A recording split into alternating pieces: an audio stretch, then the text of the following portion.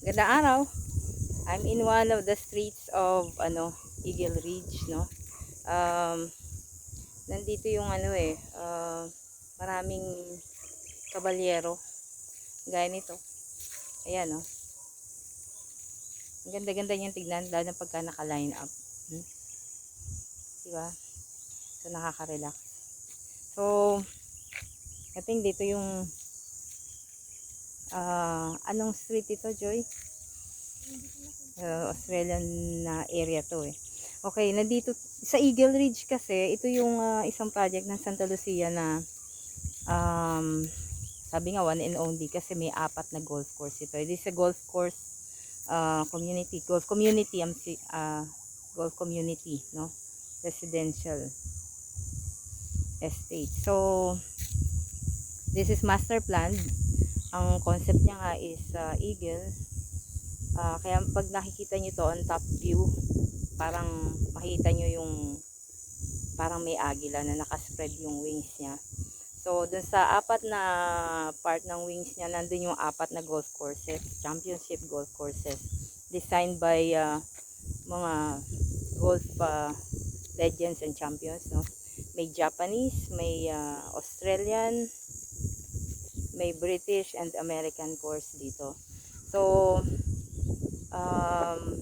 sabi nga, ano ngayon kung may 4 na golf courses yan, kahit mapuno ng bahay itong area na to, na may sukat na 300 and above ang lot cuts, dahil well distributed yung golf courses niya sa buong area, kahit mapuno ng bahay to, yung climate is the same and better. Inuubo yung aking kasama. So maganda yung climate, and pag maganda yung climate kagaya nito, minsan nga pag nagda-drive lang ako palabas nitong Eagle Ridge, pag nasa North Boulevard ako, nakaka-relax na. So instead of going out using yung Governor's Drive, dito ako lumalabas sa Valera para makita ko yung courses nito, yung dinadaanan na napaka ganda palabas ng Havalera.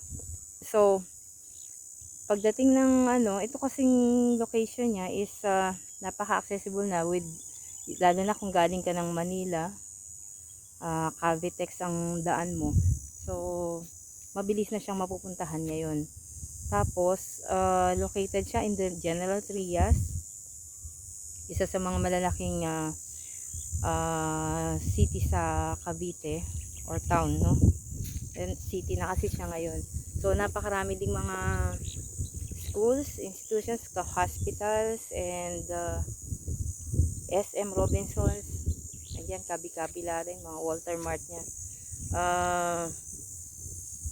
Isa pang best thing about this yung yung being proximate sa Tagaytay.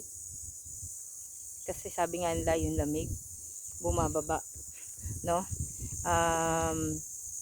From here it's around 30 minutes, no? Nasa Sky Ranch ka na via yung Crisanto de los Reyes, or sabi nga nila Amadeo Road. So ang bilis lang makapunta ng Tagaytay.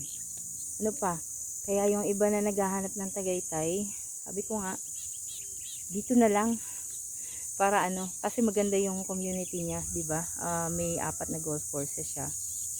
In terms of value, diba, having 4 golf courses, ang iba yung climate. So kung maganda yung climate, mas napopromote yung good health kasi nakaka-relax, nakakabawas ng stress. Kung bawas ng stress mo, ibig sabihin mahaba ang buhay mo, mahaba ang buhay mo. Ngayon, kung mahaba ang buhay mo, then you can have more time to spend with your family and more time to spend or to be happy, no? Ano pa, yung amenities niya, meron siyang may main clubhouse siya na may sports and family clubhouse. Napakarami ding may bowling, may gym, may swimming pool. One time nga ginanap yung Miss Earth dito sa sa main clubhouse niya. ano pa,